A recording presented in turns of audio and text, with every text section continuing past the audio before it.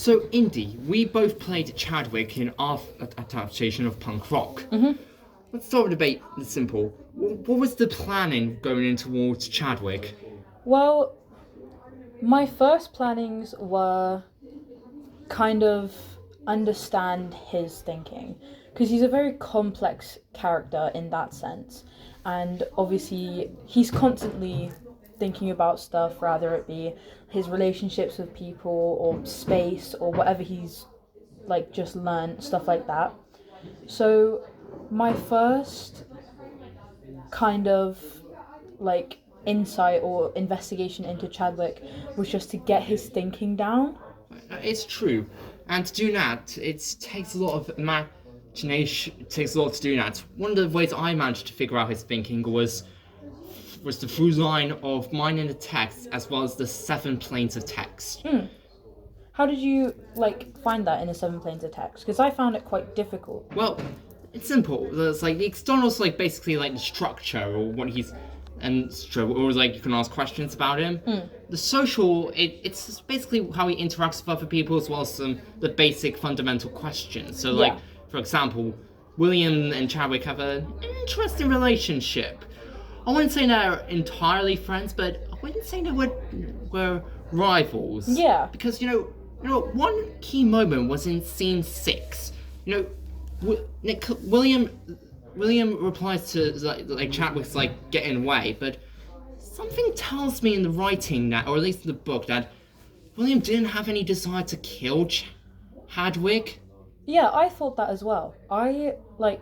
I agree with you. I don't think they were quite friends, but they were definitely good company to each other. Yeah, because when we look at Bennett, Nicholas, and Sissy, they all had some kind of personal vendetta towards William in some way.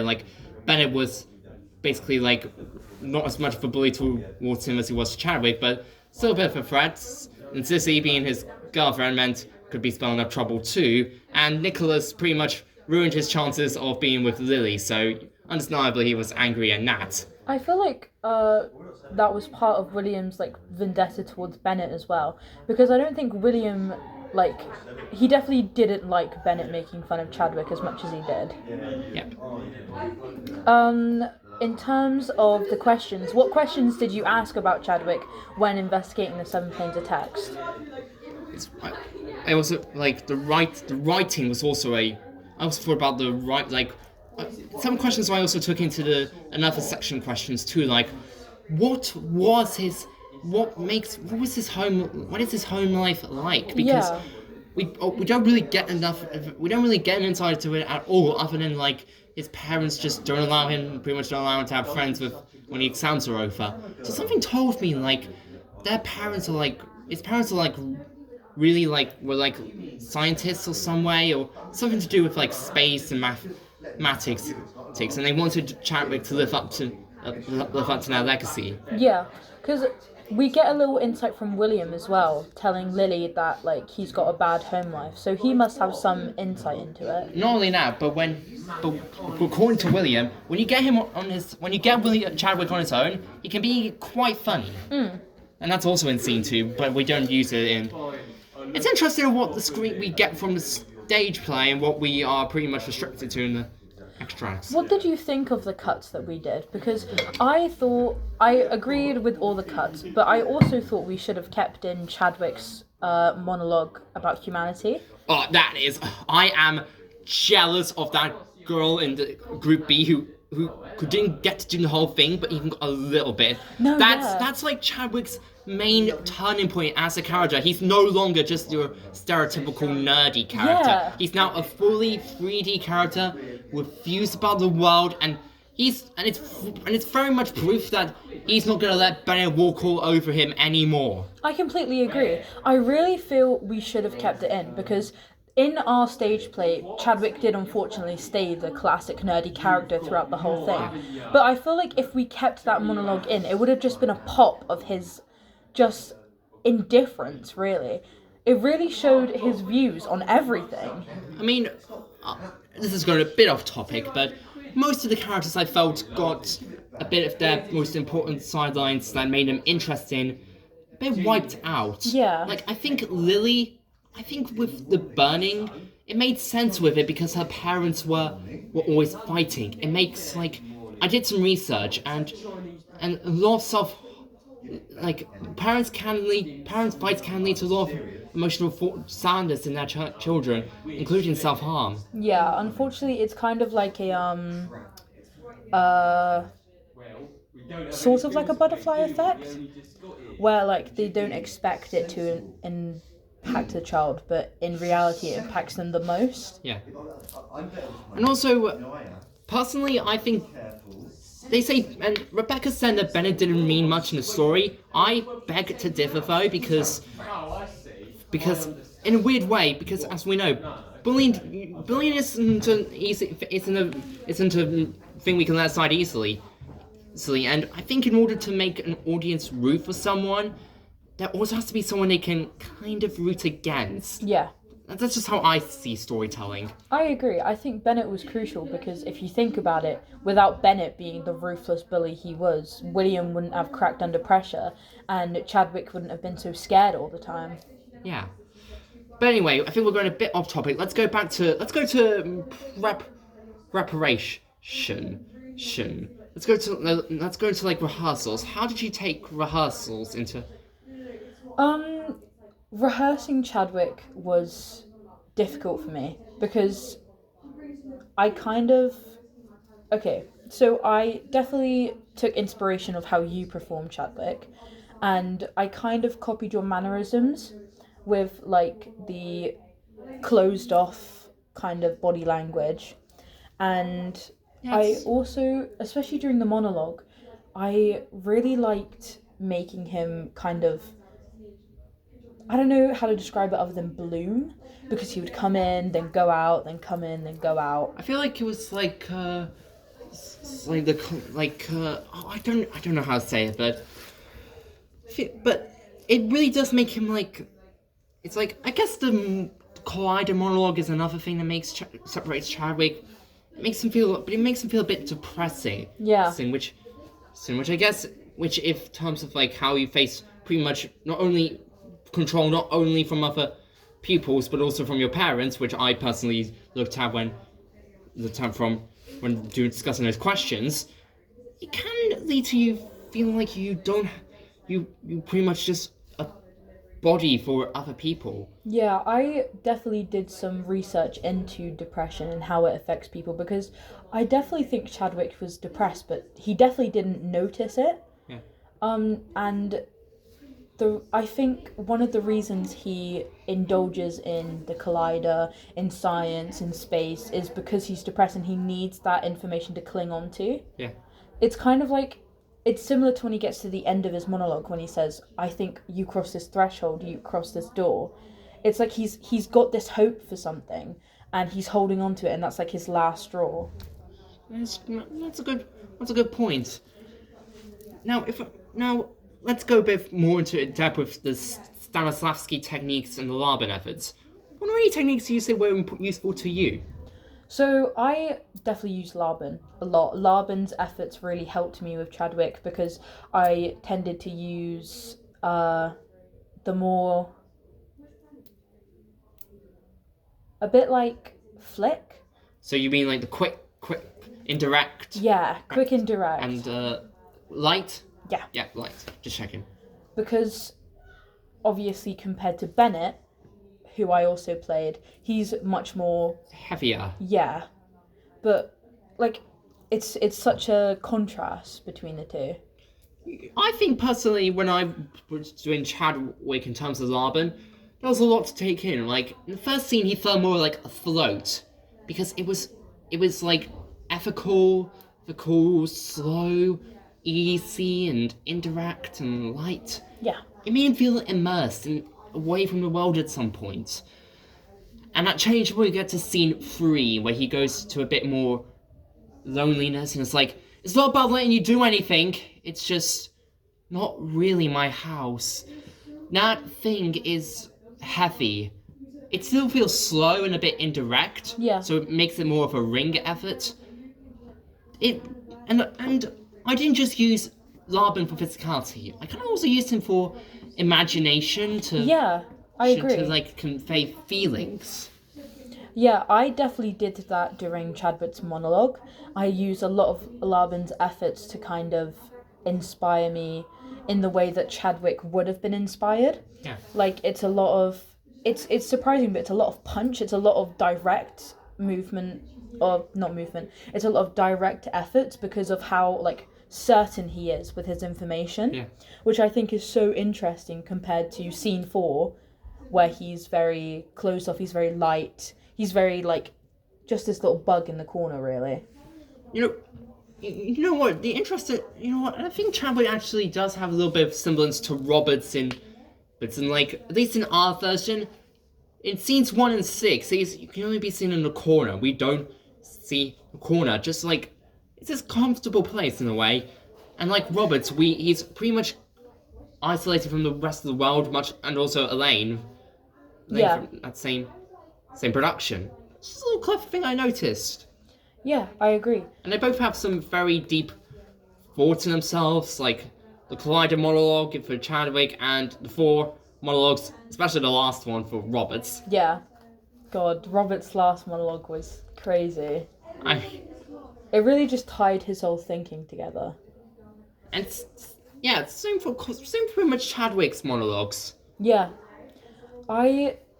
In terms of like stage placement, I think it's very similar to Roberts as well, because he's in the corner all the time. And Chadwick is in the back. Yeah. Where both are important elements where you don't see anything in the limelight. Yeah, I mean, even when Chadwick goes into the like talking light that we had. The lecture light. Yes, the lecture light. It's so interesting because I was speaking to Rebecca about it, and we agreed that I shouldn't move. And if I did move, it had to be with purpose, but it wouldn't be a lot of movement. So it was kind of like he was confined to this little place, just like Roberts was. Yeah, it's very true. And true. It's like, and on the subject of imagination, Stanislavski's imagination is like very important to like imagine yourself as a teenager doing the A-level mock exams and experiencing all the pressures that come with it. Yeah, and it must have been like thinking in the mind of Chadwick, it was probably way harder on him. Like, because obviously he knows his own intelligence. We kind of get that insight when he's talking to William about just going down and doing the exam instead of doing the mock like everyone else. Yeah. But it must have been like boulders on his shoulders with his parents' expectations, with the expectation of being the smart guy. Because we kind of see that, not Sissy, no, yes, Sissy. Sissy kind of competes with him in a way, like in scene 1. That's exactly what I was thinking. You know, let me tell you something. Someone was got me interested. Like, Chadwick was crying when Sissy died, and I was like, what does that mean? Unless it really had some kind of like connection that wasn't when Bennett was around, she wouldn't have reacted that way. The only other option I thought was maybe he was crying that William had gone insane. Well, I think that Chadwick did have, like, not a big relationship, but some sort of connection with the girls, because they would constantly stick up for him against Bennett, especially Tanya. Yeah. But with Sissy, I guess it was kind of just, it was like a friendly competition, almost. That's what, yeah, it's very interesting. You know what's interesting about imagination? I kind of use it in a way, it's like, also, it feels a bit similar to the Magic If, so I thought, like, what would I do if I felt a bit forced and controlled with everyone around me, and even though we didn't do it, you know, it's like, the monologue of scene 4 still had some impact on me in my scene 3, like, I was still pretty much ignorant and just trying to avoid Bennett in scene 1, 3, and 6. Not because I was scared, but because he wasn't worth my time of day. I kind of did that the same in scene 4, because I put myself in the situation, like, what would I do if I was surrounded by everyone who associated with my bully? Like, I'd completely shut myself off. But I kind of, because Bennett wasn't there, obviously everyone was a lot more accepting of Chadwick, so it was kind of like a slow, like, the way I positioned my body is I kind of turned inwards while they were talking, just because it felt a lot safer than if Bennett was there. Yeah. And a big thing about this whole thing was physical action and tempo rhythm. Yes. Now, when I think about physical action, I think I was like, I felt pretty I've been a bit stiff at times. Times I was mainly like just trying to I was trying to use like, as I said, to me, imagination unleashes the physicality, and like when I think about it, it's not like Chadwick wouldn't do anything. It's just the depression wouldn't allow him to really do much, because I think the stillness makes you feel like you're controlled, much like you're not in control of yourself, and that's what like Chadwick feels in himself, which I agree. I think Chadwick was definitely like held down by the expectations of everyone else, because like he was definitely afraid of Bennett. Yeah. And that really showed in scene 6, when obviously Rebecca had you come in, see me and Nicholas, and then run away almost. The fact that he's in the corner just reading a book for scenes 1, 6, and scenes for 3 doesn't help Matt as much, because outside of you maybe book turn-ins and closing the book in, you don't get much to work with. Exactly, but I feel like that's a really crucial part. It just shows how much Chadwick did without anyone noticing. Yeah, William wouldn't say he's the smartest person in the universe for nothing, you know. And he wouldn't back him up in front of his crush, because Lily was honestly afraid. Yeah. Lily thought Chadwick was just this weirdo. Yeah. But it's just, Chadwick's such a complicated character, and I feel like that's what made William and Chadwick connect the most, that they were both so complicated, it was kind of comfort to each other. And they're quite contrasting, because on the one hand, like we discussed, Chadwick's pretty much controlled and depressed. William, on the other hand, is like, no control. It's like, it's not about the family, it's not about Lily, it's not about the things he does. Whatever, if he feels like something doing it, he will do it. Apparently not even involved stealing money from his mum's wallet and just for the thrill of it. Yeah, it's just crazy for crazy's sake, almost. I guess the insanities, like the pressures of school life, do have some reason, but the fact that it's that scene in Dr. Harvey, it's like, it really does mean like, it's almost like a resemblance of like William's just gone. It's almost like there's no saving him. Yeah, I found it really like interesting in scene 7, because it was Nicholas that William saw. Not Bennett, not Sissy. Not even Chadwick. Nicholas. Yeah, out of everyone, the one who stole his crush. Maybe like they did have some kind of friendship, because friendship before, and only when Lily came into the picture did that friendship drain. Drain. And I think I even read one bit in the stage play and saw him crying briefly before wiping away the tears. Yeah, I saw that as well. It's so, like, it almost confuses the story a little bit, and it really makes you think of what happened before Lily was in the picture. Maybe Lily isn't as good of a student as we all thought she was. Exactly. Yeah, this whole story's, this thing was interesting. Now, I guess the last bit I want to talk about for this is, how do we take this into our performance? Well, performance-wise, I definitely took the efforts, with like the internal efforts, the external efforts, into consideration. I prefer to be very slow, because I was given, in the performance, I had to move a block, and obviously you stay in character, and it was kind of slow paced. Like, I made Chadwick a very, honestly, melancholic character. Yeah. I originally planned for the slow and effort too, to me, power is like when you come to the voice and like how you say it. Yeah. It's like, and sometimes to me, the slower voice, it's not about having the most fastest voice that shows the energy, it's about how you use the energy to convey the character. How did you find that as well with the voice? Because you were Chadwick at the very start, so obviously you had to go from the start to scene 6, where he was pretty much built up. You kind of built up the most of Chadwick throughout the play. Well, I can't. It's a bit like screen work. You don't have a linear order in which you film, so in stage you act from start to finish. You don't film from start to finish in screen. Yeah. You could be doing an extreme shot from the first shot, one take, and then right after that, work on like a calm and relaxing scene. There is a lot taken in such short notice, so Yeah. so you really have to mentally prepare yourself, and I think that's how I managed to prepare myself. And this is when the magic here comes into the play, really thinking about what Chadwick would be doing in that moment, at that specific scene. How does he react to other people, and how does do you show the emotional truth in your character? That's a really interesting way to connect screen to stage, I'll say that. I mean, the emotional truth is basically what Stanislavski wanted from all his actors. Yeah, that is true. With the emotional truth, like on that note, what kind of,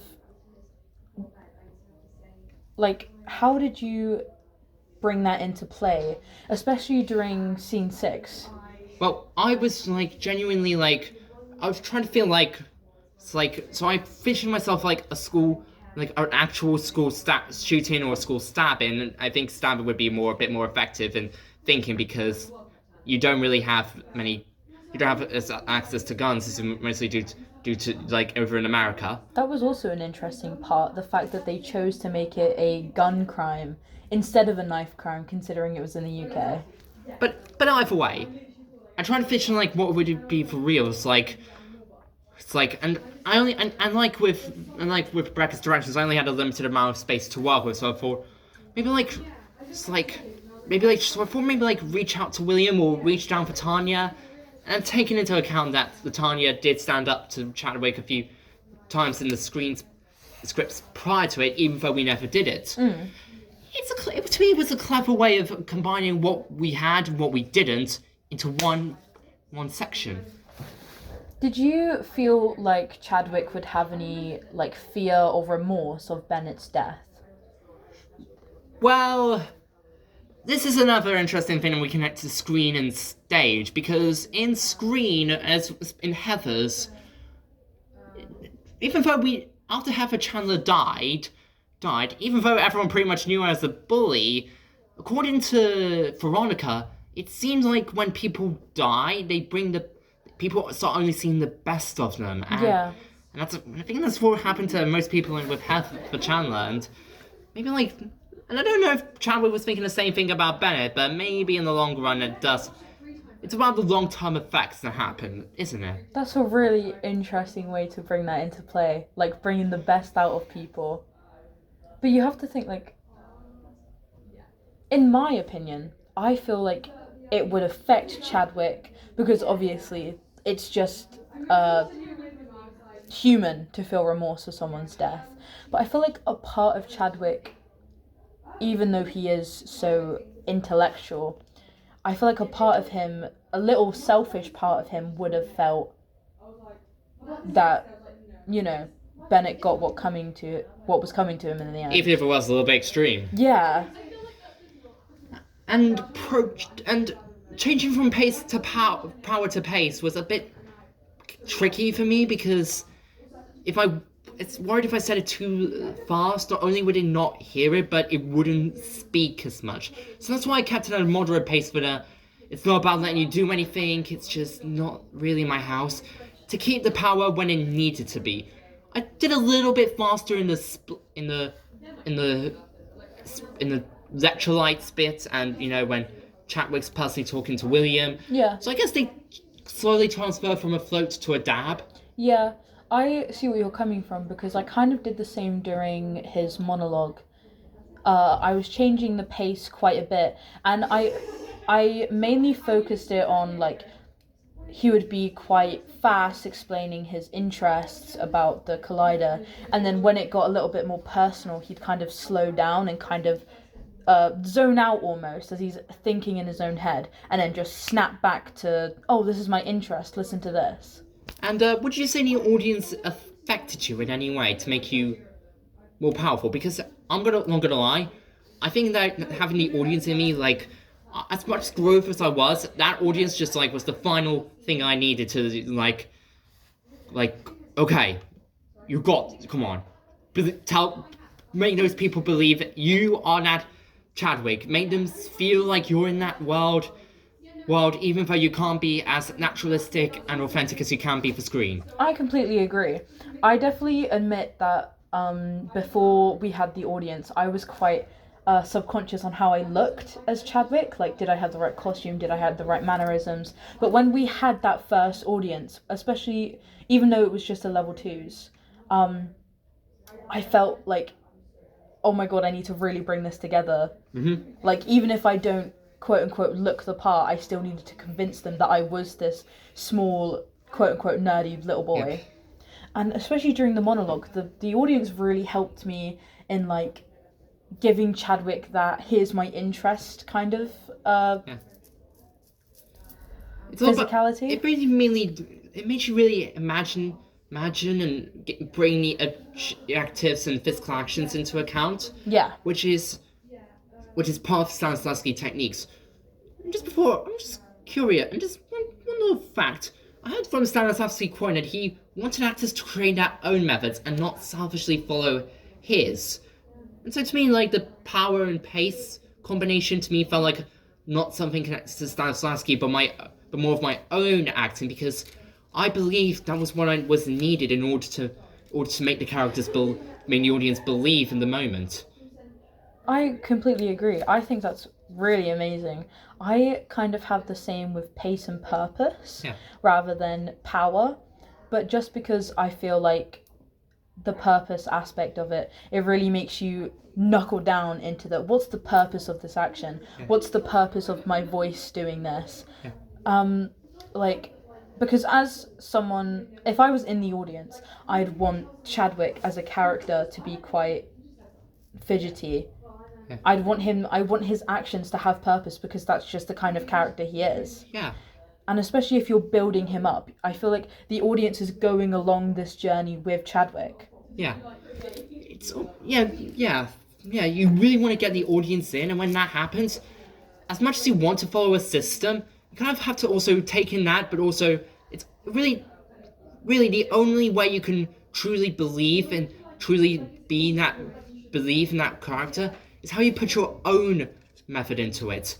And sure, you can take techniques from other people, like the imagination from Stanislavski or the efforts from Laban, but your method is how you use them to their best abilities. I completely agree. Oh, thanks for that talk, Kindy. Thank you too, Charlie. Definitely an insight into Chadwick.